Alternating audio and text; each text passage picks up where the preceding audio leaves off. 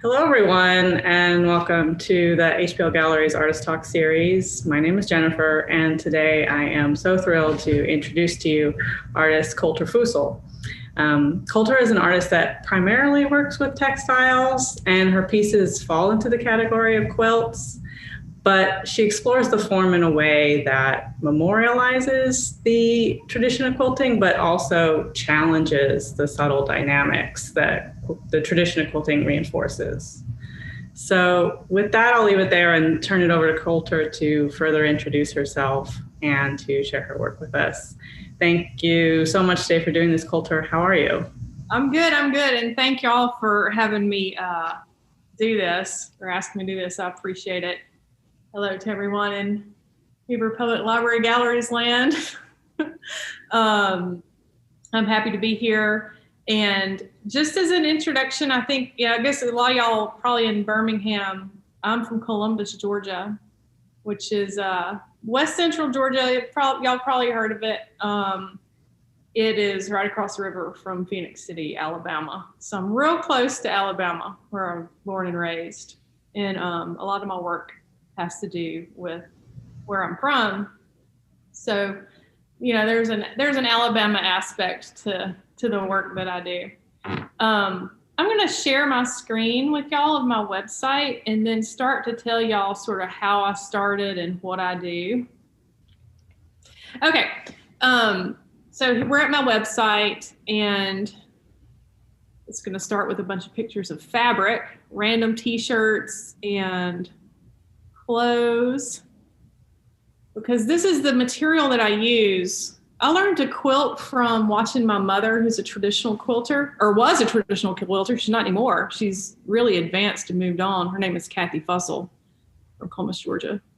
But she, growing up watching her my whole life, sort of knew the process of quilting. I knew what steps it took, and, I knew how to make a quilt just by watching her do it. I couldn't have necessarily sat down and made a quilt myself. For one, it's pretty complicated. And for two, I wasn't like blessed with the gene of like precision, attention to detail and precision that makes that traditional quilt work so incredible and wonderful and admirable. So instead, as a child, I was really interested in drawing and painting. And my father worked as a museum curator in Columbus, Georgia. And so sort of in retrospect, I see that my lack of being like exact and precise with things was sort of filled with this sort of like whimsical, like painting technique that I was seeing in the museums. And so later on, as a textile person, all that sort of melded together. My like love of contemporary painting along with my love of traditional craft work. And it sort of all came together and mashed up. And, so what we have is these quilts that are sort of born at the same place and at the same time, with these two elements, quilts/paintings with these two elements in mind. I live in Water Valley, Mississippi, which is this small town in North Mississippi. And I have a storefront. My studio is a storefront. And on the storefront, people drop by donations. They drop off, like clothes and curtains, sheets, pillowcases. And I take all of that material and make quilts with them. And as you can see, as we scroll through the website, everything from like mink and fur to old quilts that have been cut and upholstered to fit a chair, old t-shirts, rags. I cut it all up and make these quilt works.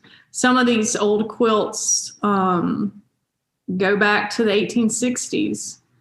And some of the material is t-shirts that I had when I was a kid. Those Rubik's Cubes are off a t-shirt I had when I was a kid.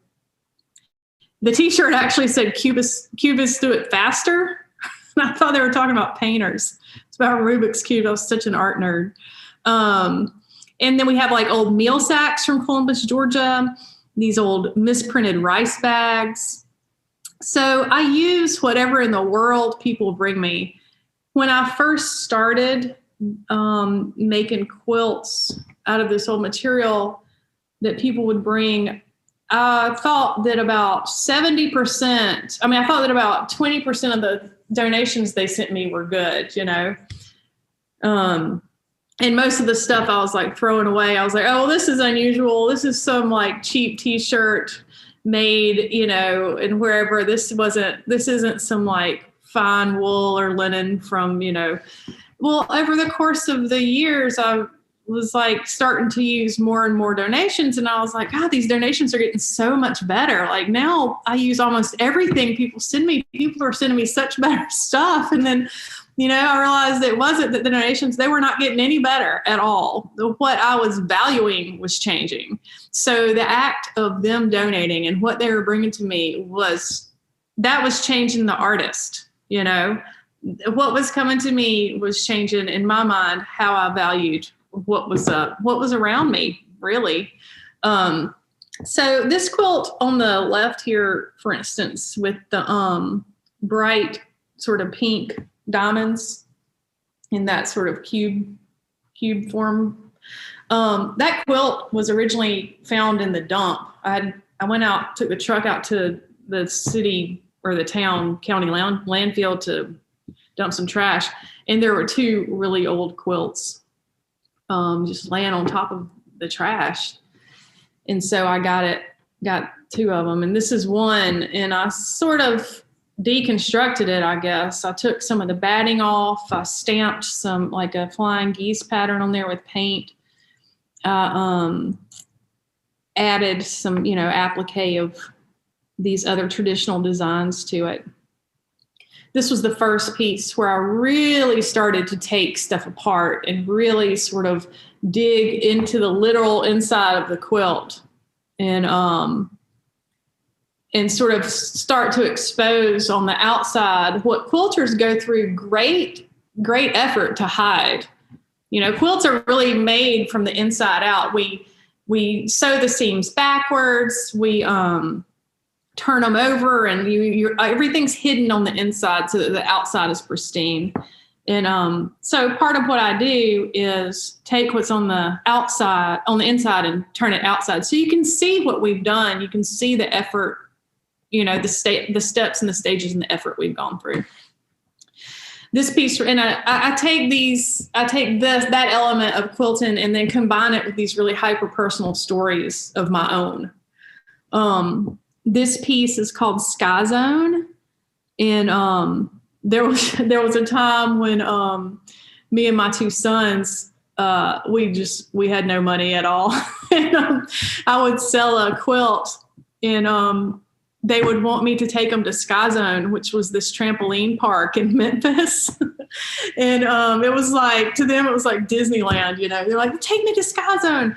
And when you go to Sky Zone, you get these really bright orange socks to wear because it's like a trampoline park. And so my house was for like 2 years littered with these little bright orange socks of my children's from our trips to Sky Zone when I would sell a quilt and take them as a treat. And so this piece is sort of dedicated to that time period with this like super bright orange fluorescent. The stripes there is my Uncle Guy's work shirt. That's batting that would normally go inside of a quilt on the outside. From the same time period, this piece is just titled Money. And it's got material that's been dyed in sumac berries that I found around here, and some old vintage curtains from Curvin's department store in Columbus, Georgia, this old famous department store that lots of old Columbusites know about. This is another piece having to do with the Chattahoochee Valley, where I'm from. Those are meal sacks from Columbus. On the bottom right down there is my mom's biscuit making pillowcase, where she rolls the biscuits, and you can still see like the spot where she pushes them down and the flour around them. I used, in this detail shot, there's starch, hand painting. I did that ink on there. So there's all sorts of like really sort of small details in this work. Some of it's there already. Some of it was there, and I bring it back. In this picture, the striped material to the left, I could see the old quilting lines from the original quilter that came off of a quilt. I could see the old needle punctures where she had done it. There was no longer thread in there. It was an old piece of fabric. So I just re-sewed exactly through the holes where she had sewn before. So that is exactly what that woman, whoever she was, did. So I just brought it back. I do that fairly often. If I ever see that, which is a lot, I redo their stitches. Same thing through the batting there. See those stripes on the white batting? That's also someone's old quilting lines. So this is, that's my father's drop cloth with the staining there. So that work's a few years old. And then sort of in line with that, the next big thing I did was my work for the Halsey Institute in Charleston. This show was called The Raw Materials of Escape. And it's along the same sort of lines where I took the donations that were given to me along with old fabric I had, and what I deciphered sort of the clues of these textiles to be, mixing that with my own personal experience. This piece is called Peaceable Kingdom. It's titled after the old Edward Hicks paintings with, the idyllic animals on the landscape. So this is sort of about finding a world, or making your world a peaceful place amidst like chaos. In this piece, you can see that I incorporate a lot of my children's drawings. Those are my kids' drawings down there in the middle. I have 2 boys. So there's like nachos and tacos and guns, basketballs, I often get my children to draw on fabric for me to include in my pieces, not only because I want them to feel a part of this thing that I spend a whole lot of time doing, but because I really like to have that sort of masculine element in what is considered and is such women's work.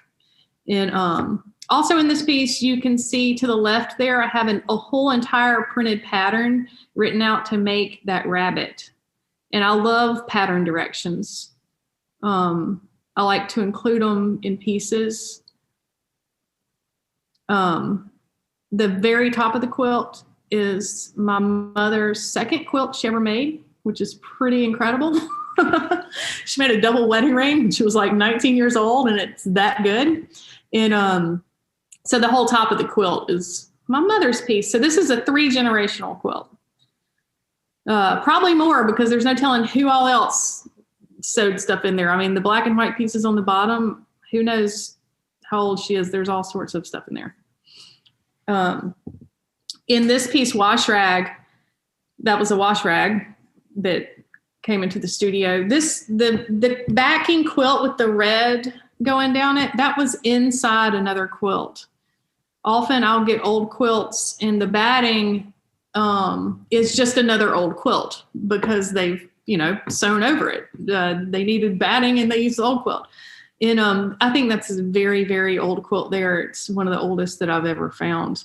So a lot of times when I get a quilt donation, it's really like a 2-fer or a 3-fer. Like I won't get one quilt. I'll get that quilt and the one inside it and then the one inside that one. In this one, I've grafted a bear to it, a teddy bear. I sort of wanted the bear and the quilt to look like they were coming from the same place at the same time. We joke that it looks like the Kool-Aid man busting through the Kool-Aid wall. This piece is called Our Rooms. It's about home and housing. That's the big sort of amoeba-shaped pink, purple comforter on top came to me shaped just like that. So oftentimes I'll get something that's sort of stuck in a fold because it's been under a pile of something for many years. And so the folds are kind of set temporarily. And so I just sew them down as they are.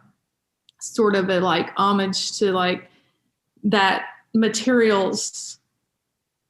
Like, why did they wind up like that? Why were they there? Why were they there so long in that way? So I keep that material's history there by just sewing it down exactly as is. Let me find y'all another one. That's an old Alabama quilt called Bear Claw. And, a red and white quilt is sort of a traditional quilting thing. It's sort of a sure shot. You can't go wrong with a red and white quilt. So I wanted to make one. And so I basically took all the red and white materials in my studio, put them on one quilt. This one's called The Raw Material of Escape, which is what the show was named after. The bottom part was from an old quilt that had been reshaped to cover a chair, So somebody had used the quilt so long it was no longer bedworthy, but they still needed it to cover their chair, and it wound up taking this real strange form. The middle part that's lavender is a piece of fabric that did not have any stitching left in it, but you could tell the piece of fabric had been in a flood and then left to sit, and those brown lines were where the dirty water had set and stained between the rows, the quilting rows. So I could still tell the original quilter's quilting pattern just by following the staining pattern of when the quilt had been flooded. So that was really cool. This piece is about voyeurism, either, being watched, like feeling like, eyes in the sky. The top part of this piece is an 1880s Victorian crazy quilt from Buena Vista, Georgia. This is a quilt about florals. I wanted to make a floral piece, and so I took basically every floral fabric in my entire studio and just sort of had at it. All that you can't tell in these photographs necessarily, but all these quilts are quilt size. They're all, 8 and 9 feet tall. This quilt is called The Numbers, and it's about chance and how you sort of, sometimes you just wind up on the wrong side of luck, and because the numbers require that somebody has to be there because things aren't 100% all the time.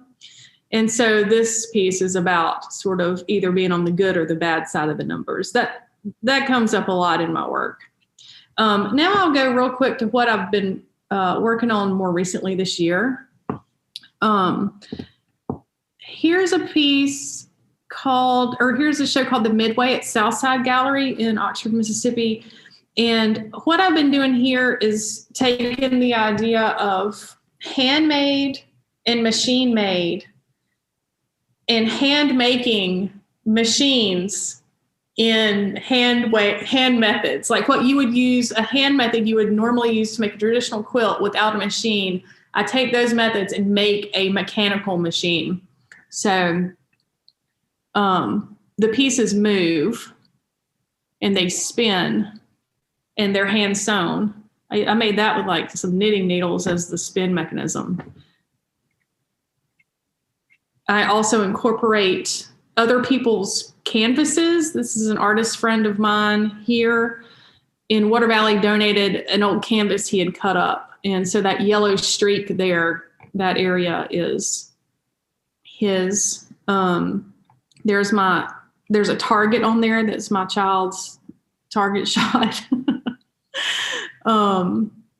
This piece is called My First Bet Against the Company, and it's about that, like betting against the thing that, isn't really doing you right. This is the piece I started to make pieces be sort of layered. The front comes out from the back. Because, a quilt is layered. It's 3 layers. And I started to sort of separate those layers so that you could see. This piece is called Arm & Hammer. After that, soap, the Arm & Hammer soap. And real quickly, what I'm doing now, the River Raft quilt series, these are conceptual quilted river rafts that are supposed to take someone on a conceptual journey of escape down a river. And in my case, it's the Chattahoochee River, where I was born and raised, which is obviously the border between Georgia and Alabama. And so then here we have a chenille bedspread that me and my son slept under till it just fell apart, star quilts, and fitted sheets. I like to use fitted sheets in these pieces as like trying to sort of conform the unconformable. Here we have a river raft that has a net built in for if you catch fish on your journey. The little crocheted doilies came into the studio. Those could act as fish scales. There's a little box there, keepsake for the children's toys to keep them dry on your journey. Another reference to voyeurism with the eyes. These wooden round pieces occur often in this series, and they're an allusion to tunnels. You can escape your raft through this tunnel that goes down to the bottom of the river, and that is about the sort of mythology of Phoenix City, Alabama, in the 50s when they would raid the gambling joints.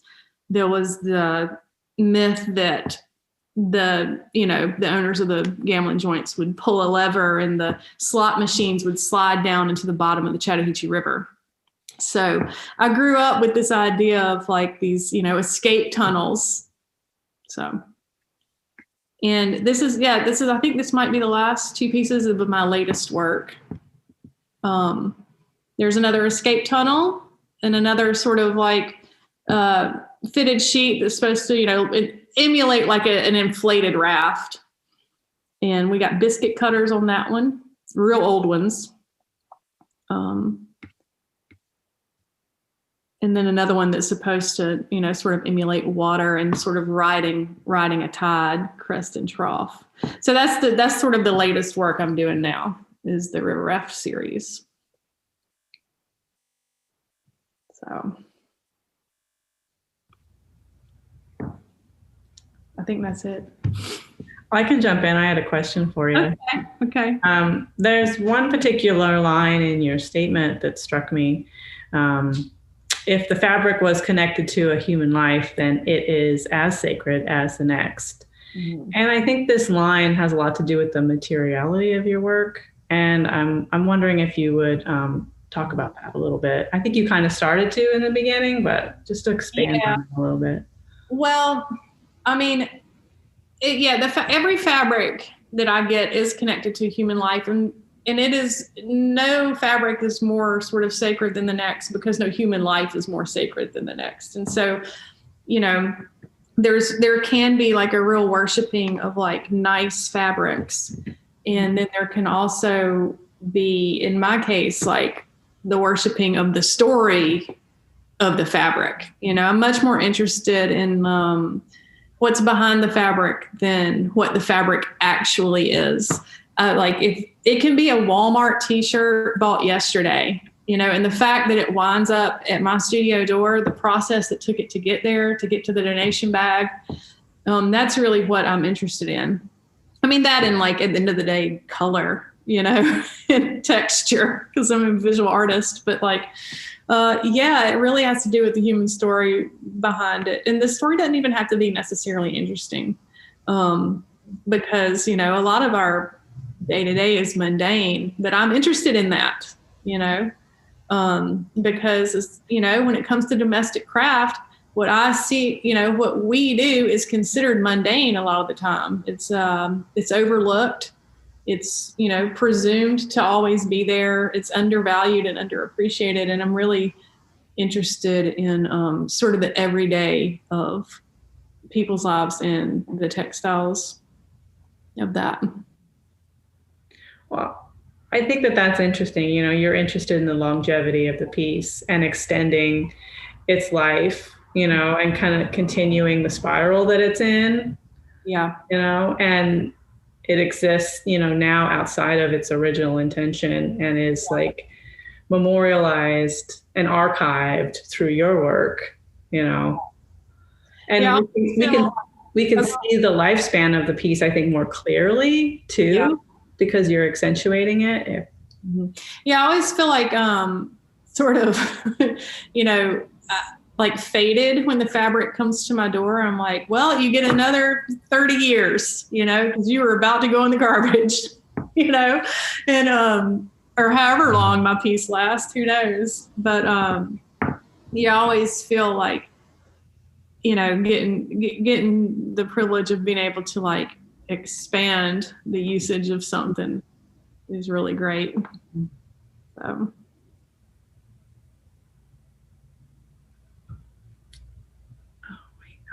Okay, let me see if I can stop our screen share. Do I need to? Maybe. Okay. Yeah, it's easier for you. All right. Well, Coulter, that was like so exciting. I really, really enjoyed your talk and hearing about your process and everything. So, well, sorry if I rambled. No, not at all, not at all. So I'm glad to have the opportunity to share your work and to hear you talk about it. It was really great. Yeah, well, thank you so much for having me on this. I really appreciate the opportunity. Okay. Well, thanks everyone, and we'll say farewell. Have a good day. All right, thanks.